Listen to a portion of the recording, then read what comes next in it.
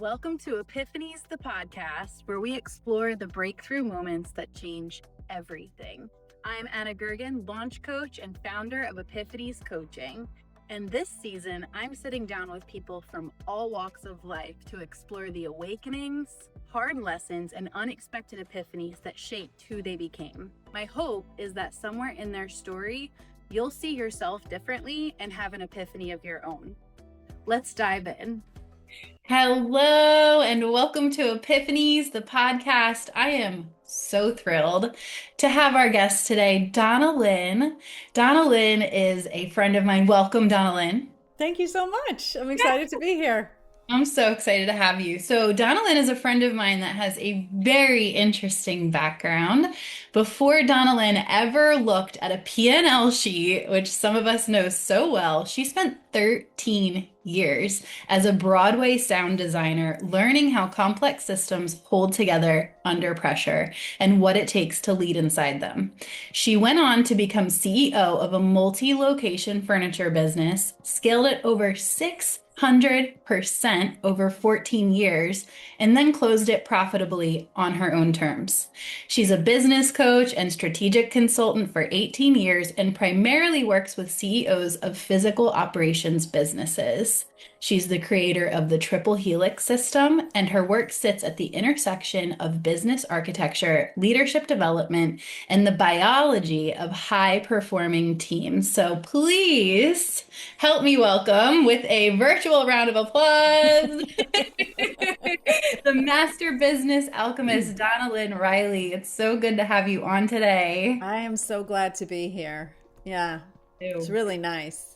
And I'm excited because our regular conversations are so powerful and go so deep. So I think it's really exciting that we get to just kind of expose that and share it with the listeners. And I'm guaranteed, I know that if you're listening and you just need a dose of hope and optimism and joy, that you're going to leave today feeling just uplifted and hopefully with a little bit of an additional, maybe some insights and wisdom gained too. I know every time I walk away from a conversation with you, I feel like, yes, enlightened and clarified and all the things. So I'm super excited for our conversation today. Me too. I feel the same. Yay. Yeah. And you know what's cool is we're going to talk about one of my favorite topics today. I mean, it's literally the thing that keeps me afloat in all of the seasons of life, specifically going through all the, shall we just call it what it is and say all the traumatic experiences that I've been through. And I know that you've experienced some major life difficulties and changes as well. I know that you've also shared you've had your own dark night of the soul season. But today we're going to focus on what the other side of that is, which is joy and having joy as our operating systems. So I'm super, super excited about that. Before we start to kind of unpeel that onion, can you just share with us a little bit of that background of some of those things, some of those experiences that you went through in that dark night of the soul season that you experienced yourself, some of those things? Yeah. So, yeah. So my life was going along, right? It was like I was CEO of a company that I enjoyed, like life was going along. And I was involved in, I actually lived in a bed and breakfast with my husband, and things were just going along. And life was good. And then, well, two things happened. The first thing that happened was the C word that we can't all say. And so we had, for hospitality, we had a complete shutdown. So that business completely shut down.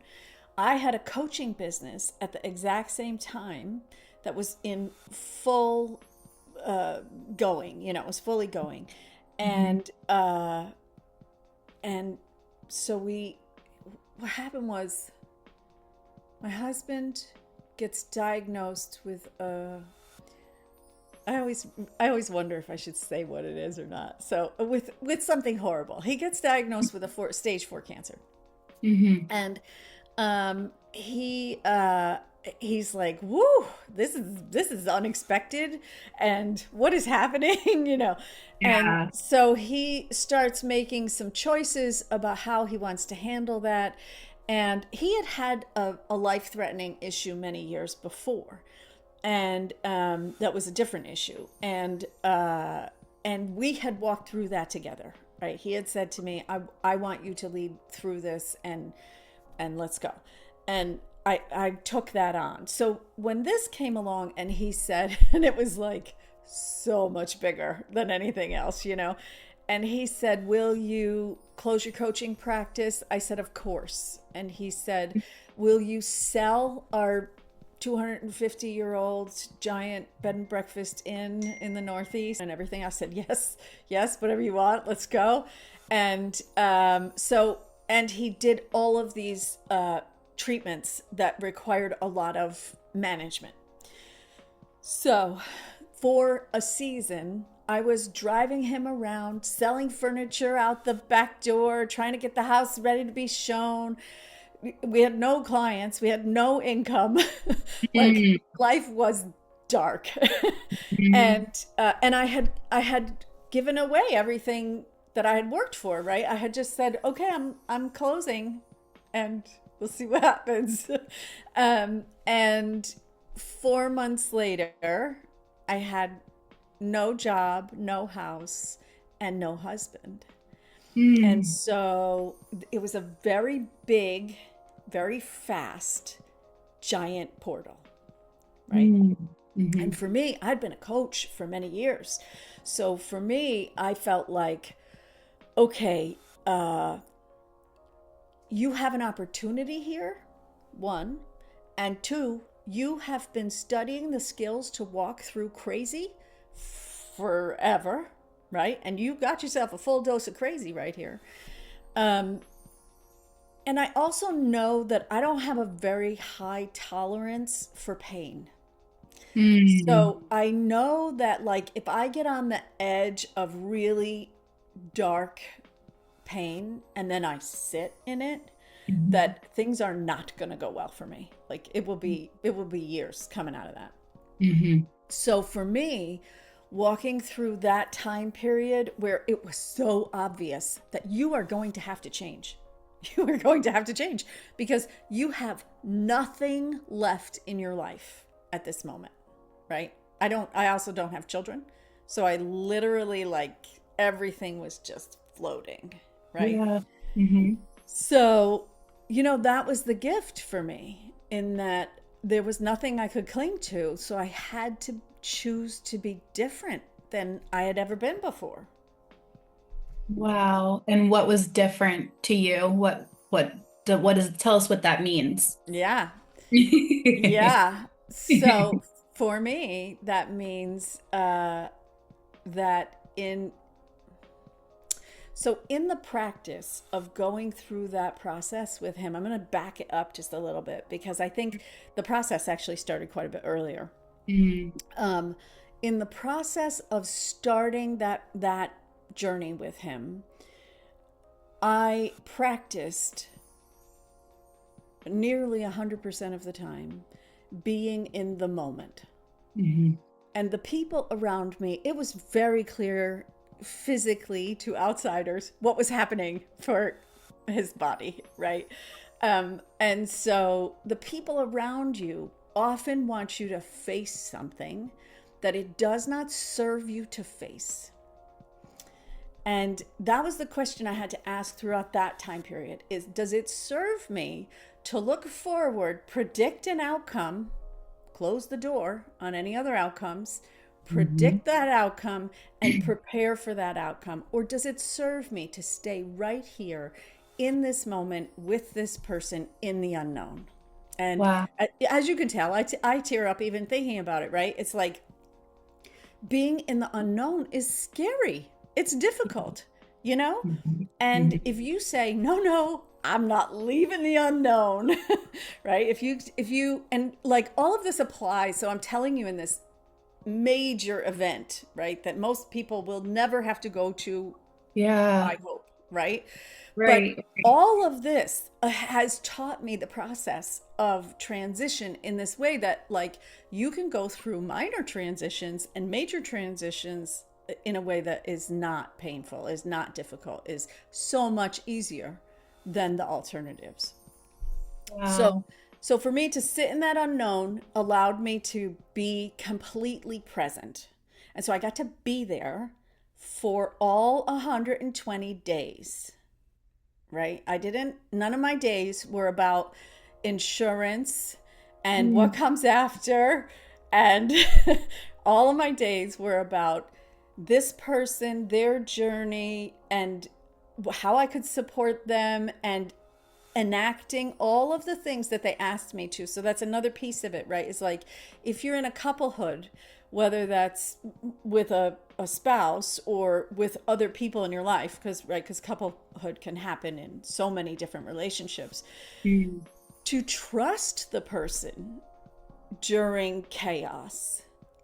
If they say, will you jump off a cliff, to, Thelma and Louise it, go like, okay, I guess that's what we're doing, right? Mhm. And that's not typical in that process, right? Typically in that process, we go like, woo, woo, woo, I gotta prepare for the future. I gotta figure out the money, and I gotta figure out the blah, blah, blah, and where am I gonna live? And I mean, literally, I had prepared so little for where I was gonna live that it was 3 days before the closing date uh, of my house, and he was already Mhm. gone, and we had the memorial, all that stuff, and and my siblings came to me and they were like, "What's your plan? Like, where are you gonna go in two Yeah. days or 3 days?" And I was like, "Oh yeah, no, I don't have that plan yet." Like, I got all my Right. stuff in storage. I sold off everything I was right. I did all the things I needed to do today. Yeah. And that allowed people to show up for me in a different way. It allowed me to lean on people in a way that I'm like hyper independent. I don't want to lean on anybody. So, right? Yes. Right.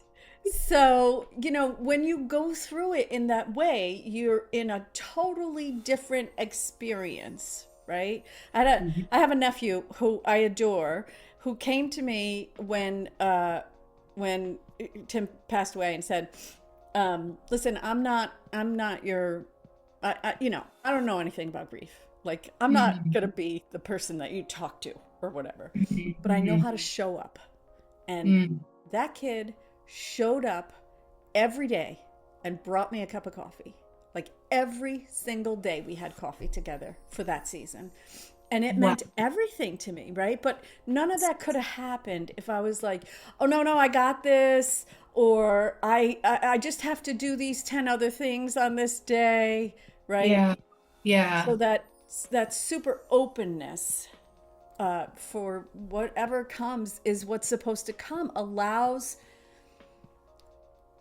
the miracles of life Yeah. to show That's up.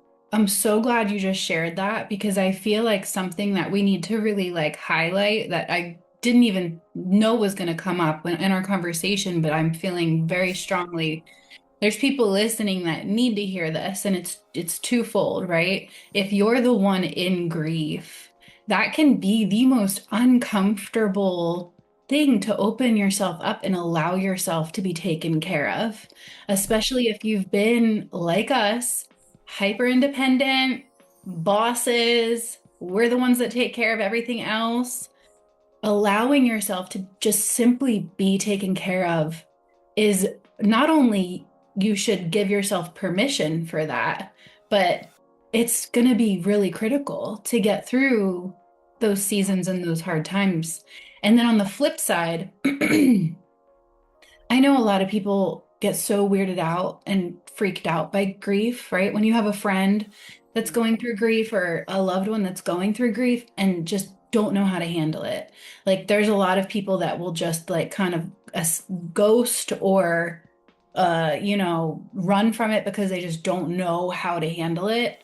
And then on the other end of the spectrum, there's also people that say, all the wrong things that are just offering way too much advice. And when you're in a state, in a position of grief on that level, you don't want to hear anybody else's advice because everyone's experience is very unique to them.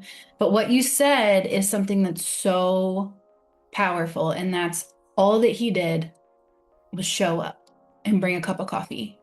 He wasn't there to try to counsel you out of it and give you advice and carry. No, he was there to be with you Yeah. so that you didn't have to go through it alone. And I think that if you're like, I have this friend going through the situation and I have no idea how to manage through it, literally just be, just send the text, hey, I love you.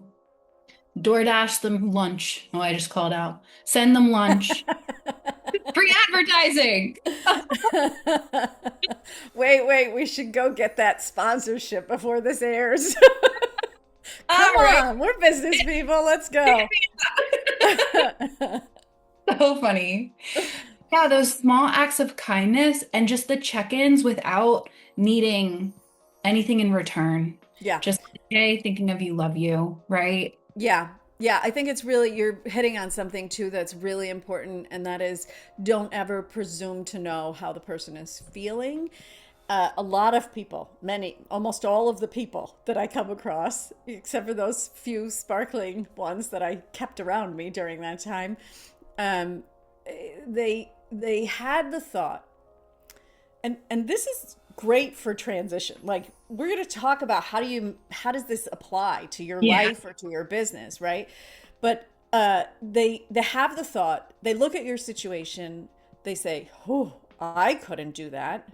They put themselves in your position, they say, I would feel X, Y, and Z, and then they kind of show up, not overtly telling you how you should feel, but being like, it's okay to be sad if you want to. And I can remember more than once saying to people, is it okay to be happy? Like, I don't necessarily need to be given permission because of who I am, what my personality is. So I don't need permission to be sad because I'm going to be sad. I don't mind if people don't like it.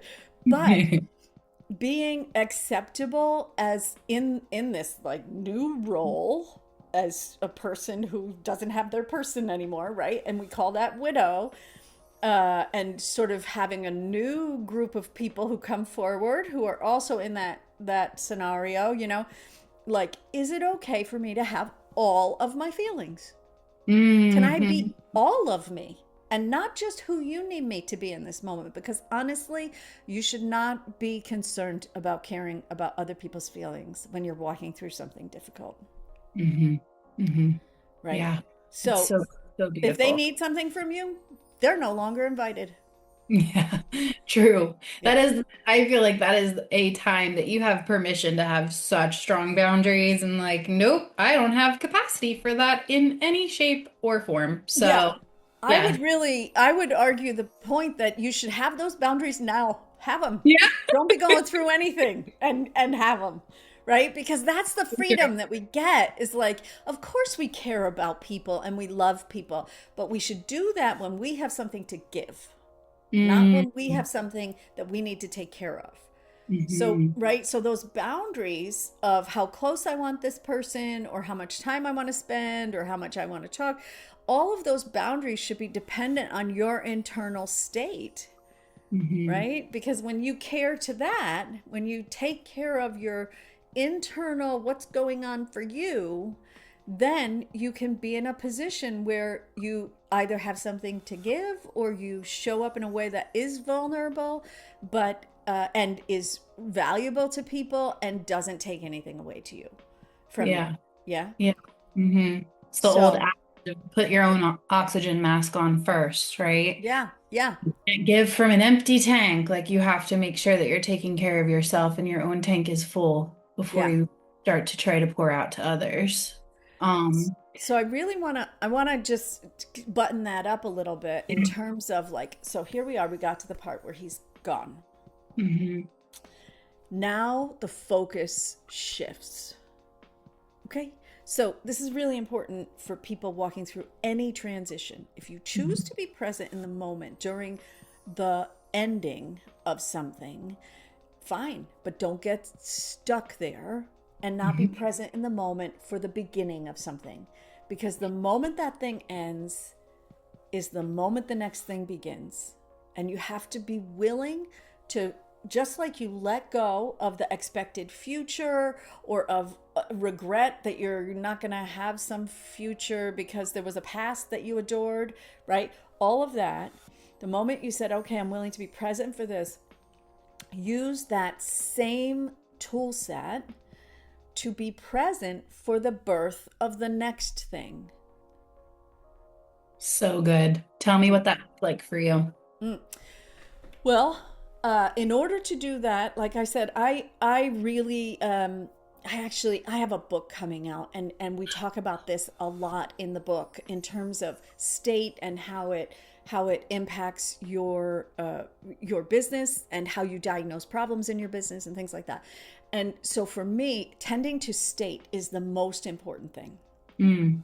right? That's the place that I have to go. So what that part looked like for me is uh, Craigslisters helping me empty a basement, bringing boxes to me, opening them, and there'd be like, a stapler, a manuscript from 20 years ago, and like your wedding photos, and you're just like, like what do I do, right? And allowing Relatable. right? It's like, how do you sort that? You cannot sort that. You say, thank you, put that over there. I'll sort that when you're not here. But also, the effect of that is real. Mm. Honor that. So I would say, very good. Excuse me, everybody else go do something else for a few minutes. And I would go into the bathroom and I would feel all those feelings. Mhm. Don't let them be pushed aside. I would Mhm. absolutely feel them. It's excruciating and it's temporary. Mhm. And when there was the moment that I could get past it, you guys, everybody knows this moment, right? Where you're sobbing and then you like suddenly your body calms down and you have this option about which thought to choose. And Mhm. most of the time we all choose like, let's go back into that horrible feeling, not on purpose, but just because we're not paying attention, right? And so I use those moments to choose a better thought. I said, okay, we got that round of whatever I'm going through out of my body, and it all calmed down. What's the next thought that I can have that is in the space of the calm that I've just been gifted, right? Mhm. And then utilize that to go someplace better. So the other piece of that for me is that I took all of those moments that when we go through stuff, like we only kind of get back to neutral, right? Like you'd be watching TV and you just be like, whatever, like this is awful. But Mhm. I'm not really having a feeling right now, so at least there's that, right?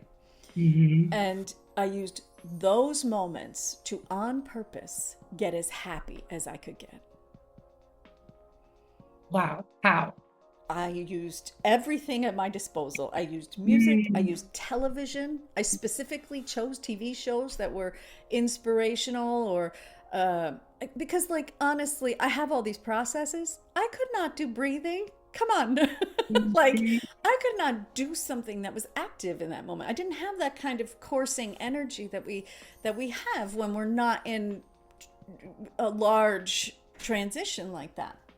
So I didn't have the ability to do processes that are like good for me, right? Like the best I could Mhm. do is just hope that people showed up with food that was not bad for me, and um Every. and like turn on the TV. So make the choices you can make. And I think that's the piece that's really important is that we a lot of times we use uh, our inability to reach for the thing that we want to reach for to flog ourselves, right? To go like, well, you should be out for a run, you should be at the dance class, or you should be whatever. And we kind of go like, oh yeah, well, if it's not that, then I'm just gonna sit here, right? And Mhm. when you need to sit there, just sit there. That's fine. That's fine. But utilize that time in your mind, in your spirit, to find lightness. And if Mhm. you need a silly television show to do it, use it. And if you need beautiful music, this is really important. Like a lot of times people will turn on the music and it will resonate in them and it's mournful, right? Because that's what's resonating. So be a little uncomfortable and turn the vibration up a little, right? Mhm. Make sure that you're reaching for something in those moments. So that's what I did with my neutral moments. And then I Okay. let myself grieve the rest of the time. Like, if for me, if I don't actually go through it, it will stay with me. It will, Yeah, I think it's that's come everyone, back. right? Yeah. Thematics that we're just now discovering and just now really understanding how it all works. And it's really, really fascinating how much there's that book, The Body Keeps the Score, and our Yeah. body literally will hold on to emotions and trauma until we find a way to release it. Yeah. So yeah, I think it's really critical that people are aware of that. And it's so we're just so aligned. This is something I've been talking about a lot lately too, of like just feel all the things. Don't stay in the darkness, right? Like don't stay in the heaviness, don't stay. But if you're grieving, if you're at a loss, a lot of my listeners are Christian, so there can be like some shame that comes along with negative emotion. And the reality is Jesus wept.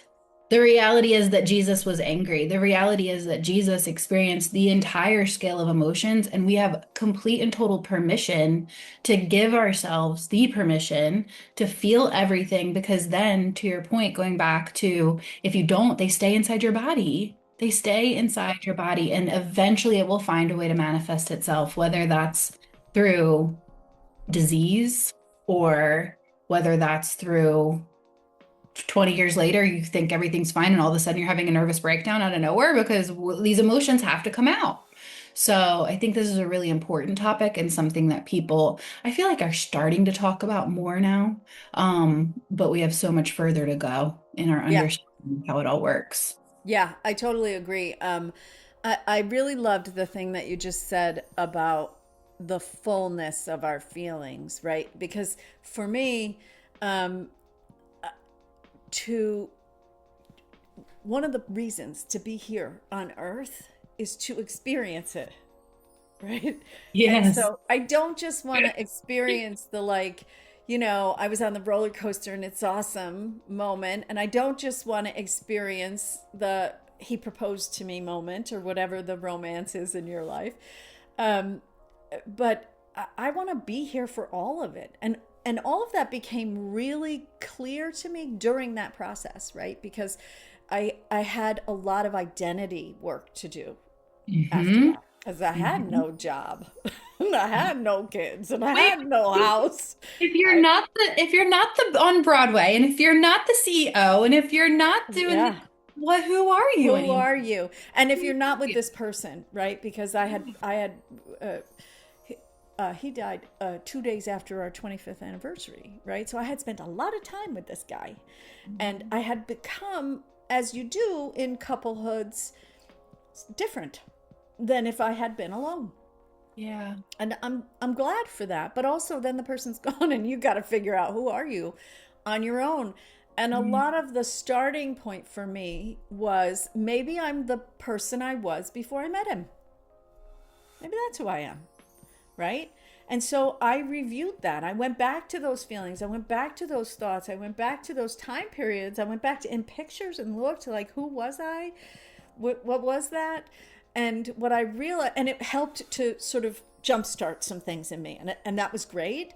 But what I realized as that became less useful, so this is the other Mhm. piece that's really important: letting go of what's not useful, right? Utilizing what's useful, and then letting go of it when it becomes not useful. Mhm. Uh, is that without if I become her, she didn't get to do all these things. Oof. Yeah. So Oof. even though you're going to walk in the world with power, you're going to walk in the world with fearlessness, right? That's like, okay, these are some of the things I added to my identity as life went on, right? And it took some time and some difficult circumstances, right? But I added those to my list of who am I becoming, and that means that I don't get to be naive or careless or some of the things that she was, right? That I was when I was 20, right? Mm-hmm. Mm-hmm. So, oh goodness, I would never want to go back and be her. I hurt so many people, and I like those people, right? But I learned in the years after that, oh, I know how to not hurt people now, at least to the best of my ability. I know Yeah. how to not be careless with other people, right? But I didn't know how to do that when I came out when 20 years old out into the world, right?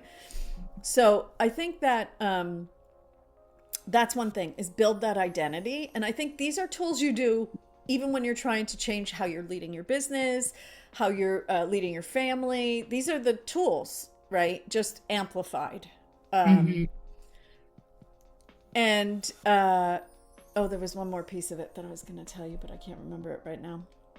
Okay. We'll come back to it, but there's something I wanted to hone in on a little bit. And then it was the talking about experiencing the fullness of life and experiencing the full spectrum and not holding back on any of that. And there's an analogy that I like to use that's I've held so much grief, right? I've lost four immediate family members. I have held grief, and it's like I picture it as like a balloon where my capacity to hold this emotion has to expand because I have to hold the weight of this grief. But the beautiful thing about that is that now I've expanded the balloon. And what happens once the balloon is expanded? Like now I have the same amount of capacity to hold all of the other stuff, all of the good stuff. And so that being said, I'd love to talk a little bit about the thing that you like to say, which is using joy as your operating system, Yeah. right? Can you tell Yeah. me a little bit about that and Yeah. how it applies and what that looks like for you? Yeah, absolutely. So that is the moment that I learned that, right? What we just talked about, and that utilizing those downtime, those neutral times to find joy. That's when I learned that if there was only one thing that I could bring forward from my coaching practice, because I didn't have any energy, that was it. That was the one thing I needed. And it was, in fact, the one thing I needed, right? So keep in mind, as we talk about joy as your operating system, it sped up so many things for me. It sped up a resiliency, a recovery period, but it also sped up my ability to have clarity, to focus in on what do I really want. It sped up all of the bringing the serendipitous moments into my life, uh, the calling that you can feel on you in any given moment. It sped up the ability to hone into that and to take action on it, right? So it's an amplifier if you choose to use the joy operating system, so to speak. I never said that before, but it's really good. I like that. I like it. Um, and it is really an amplifier, right? And so, in terms of speeding things up and in terms of going places you really want to go. So, what I mean when I say use a joy amplifier, operating system, is so if we take a scale, so to speak, of emotions, right? And we say all the ones that feel negative, that create stress in the body are in the bottom. And then Mhm. there's sort of neutral. And then all the ones that create elevated chemicals in the body, Yeah. uh, right? So Yeah. we feel them, but also there's a physicality to it. Yep. Are in this other space. That the more time that we spend in those spaces, the more we're able to spend time in those spaces. So there was actually a study. Oh, I'm going to have to get it for your people and you can put it on the thing because I can't remember Yeah. the exact details at the moment. But Yeah. there was a We'll look study into the done show. about how much how much positive thinking you Mhm. had to have in order to feel like a happy person. And in order to make a shift in your experience, you had to have 5 times as many happy thoughts as you have negative thoughts. What? 5 times as many. Oh my gosh. I mean, it makes total sense to me. Yeah. So now I feel like, right? So I practiced this and I did this. And now I feel like, well, people say I'm like one of the happiest people they know, but I don't feel like the happiest person I know, right? I Right. feel like I'm just having a experience, right? And this is the important piece of that. So we go back to our scale, our imaginary scale that's right here, where I chose to spend time in that upper register, so to speak. And uh, I just spend as much time as possible there. That's it. And when it wasn't possible, I didn't stress. And I just got back up there as soon as I could. Mm. And eventually, my life, instead of experiencing the emotions from, because I started at the depth, right? Because I was in the trauma of it, um, from a very deep depression and difficulty, and I don't use depression as a diagnostic word at all. I'm using it as a regular word that non-doctors would use. Um, uh, and and all of those emotions were part of what I was experiencing, and I was just touching into feeling good, right? And as I worked at it, as I brought that into my life, the range became the low end became frustration, right?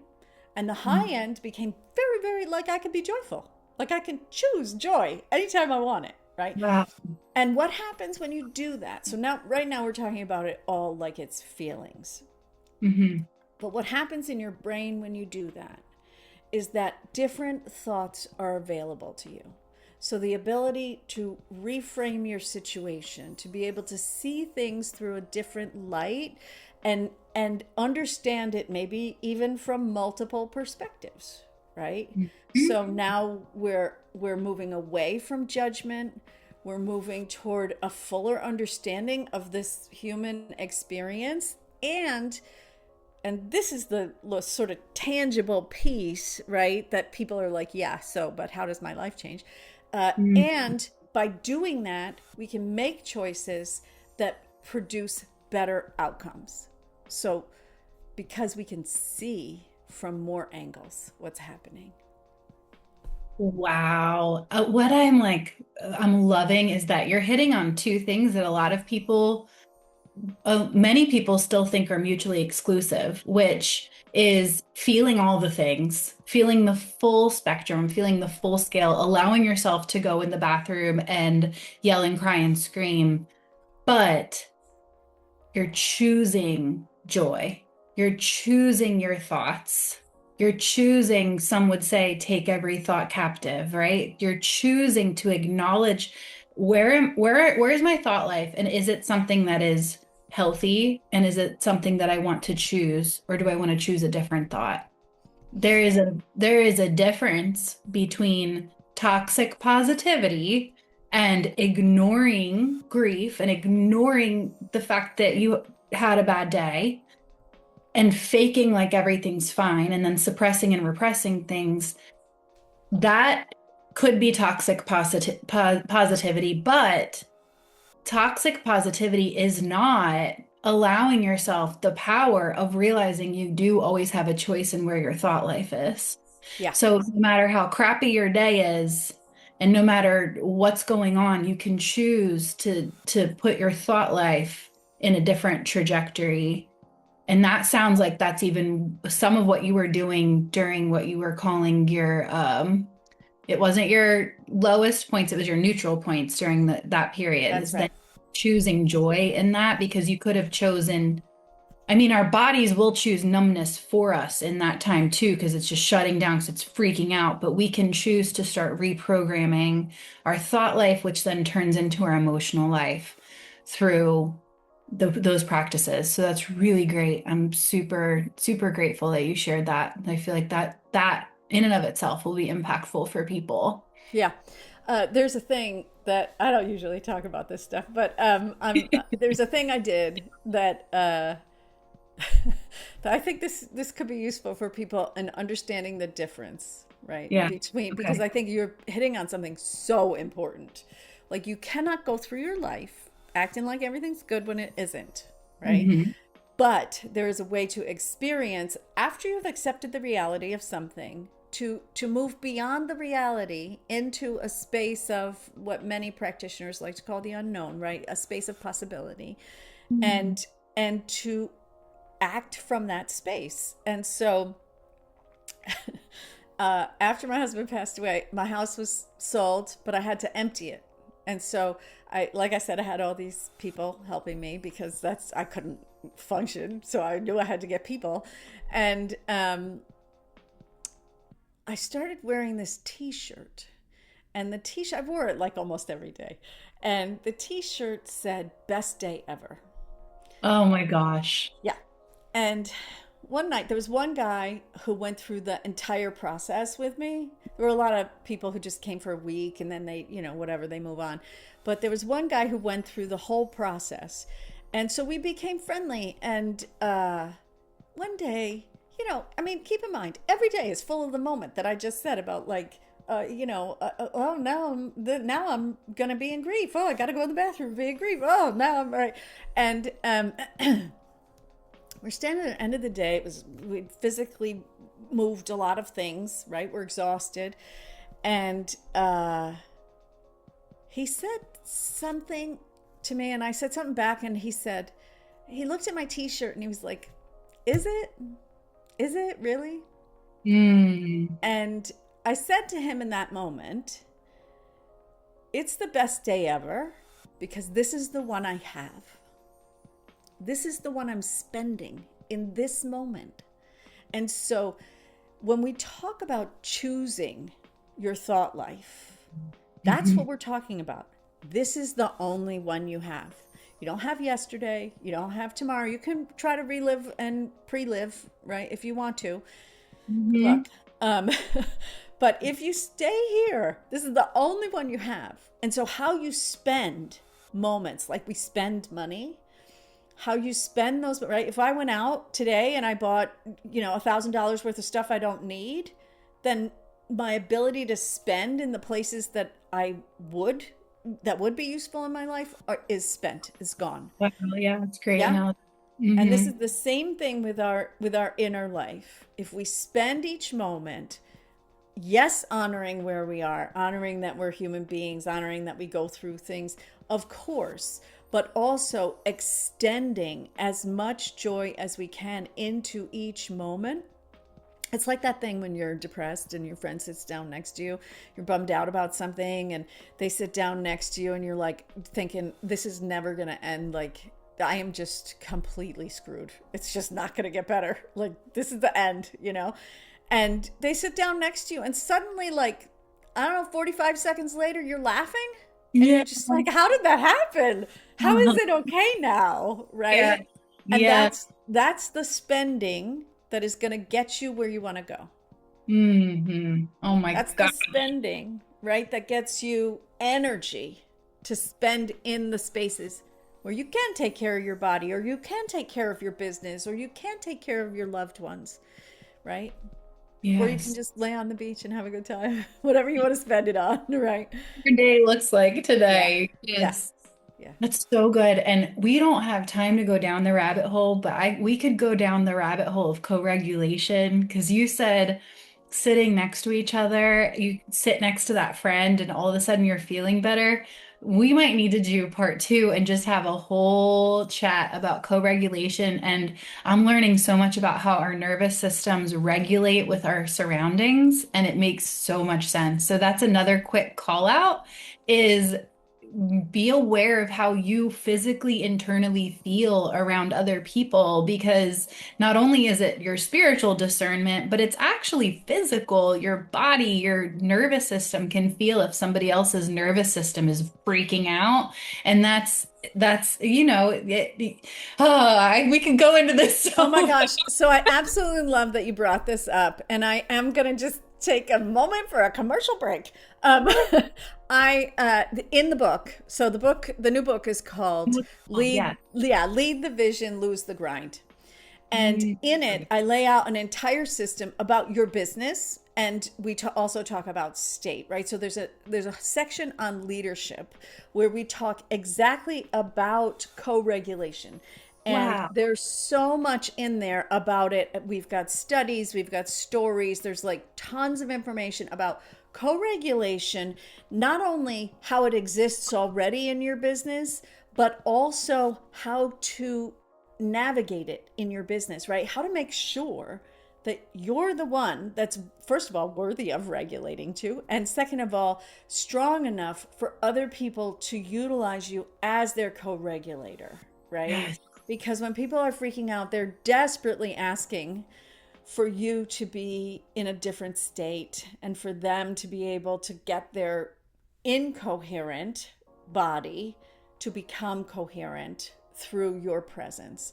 And so there's tons of information in the book about that. So, Oh my gosh. See, I knew it. I knew I had to bring it up. love that. Like, I this love is it. going to be a little advanced for some people, but I just felt I needed to bring it up. I'm so glad because I can't wait to read that and I can't wait for other people to experience that book. So, when is it coming out? August 14th Okay, so in by the time this episode, 2026. yes, yes, this Yeah. year. Yeah. Okay, cool. So, on Amazon? It'll be on Amazon, and there we'll make sure I'll make sure you have a link to an order page that you can do Perfect. directly through me as well, so Awesome. that you've got options. Yeah, So exciting. Okay, so yeah. before we close, because we're running out of time already, it's so crazy. Just give us a quick update on where you're at today. You know, we talked a lot about your prior season, your transformation season, but who are you today? Where did it lead to? And you've got a book coming out, so just tell us all the current up. Yeah, so isn't that interesting, right? When you go through that process, you get to become someone you never expected to be, right? And so, and that has been a process. I have been so blessed to meet so many amazing people who say just the right thing at just the right moment where I can hear it and I remain as open as possible, right? You got to do your part, but also like people show up for you, you know?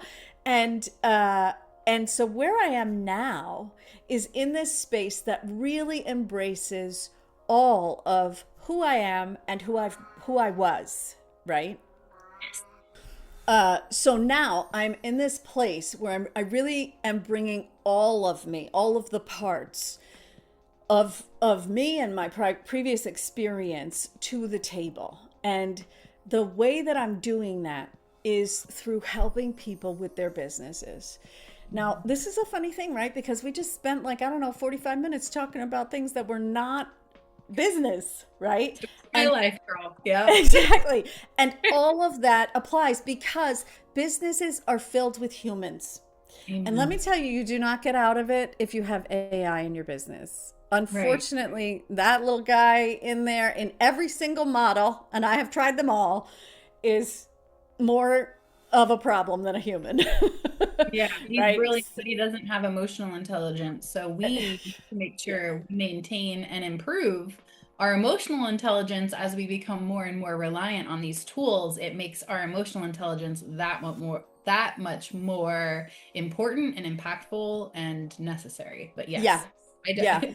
So one of the things that I love about this book is that it's a space where I've put all of that together. So we really talk about businesses and business systems in the beginning, and then we talk about leadership, and a lot of that is about state and about how we relate to each other and things like that, and how we step into our own power. There's so much in there that entrepreneurial audience will gain from as well as a more traditional business. And then we talk about loyalty.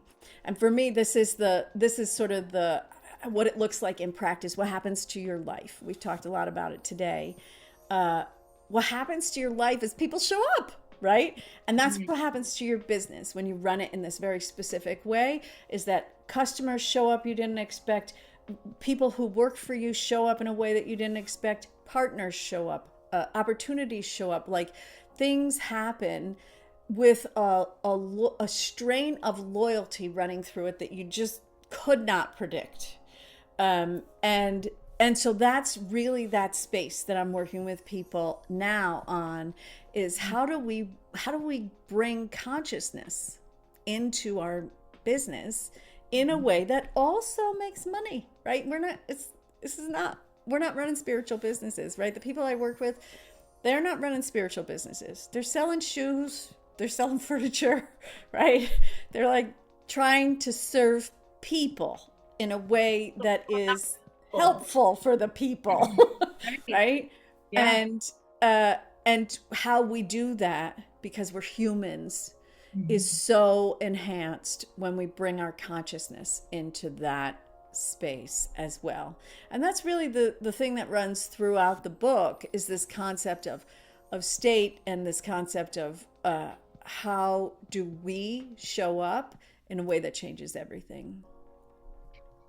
I So am that's where I'm so at. excited. I'm Yeah. excited for the book. I'm excited to read the book. I'm excited for so many other people to read the book and be, just completely transformed by it. So I'm super, super happy and I'm so honored that we had you here today. How can people find you? Well, you can find me. I will make sure you have additional links, but you can find me. The best way to find out what I'm up to is on my website. So that's DonnallynnRiley.com. And it has everything there. You can link to get the book. You can link to ask about coaching. You can, there's everything you need there. And because I work with people in different scenarios, so, there are different ways that I work with people, whether it's in groups or in one-on-one. And of course, I do also speak. So there's opportunity to book me as a speaker as well, if that's what you're into. Awesome. Thank Yeah. you so much for being here. And until next time, Yes. just Thank keep you. digging out those epiphanies and living your life with joy as your operating system. Bless you. Thank you. Thank you. Before you go, I want to know, what was your epiphany from today's conversation? Let me know in the comments. If this episode made you think of someone, send it their way. And make sure you subscribe so you don't miss the next conversation. Until next time, I love you, I'm rooting for you, and remember, one epiphany can change everything.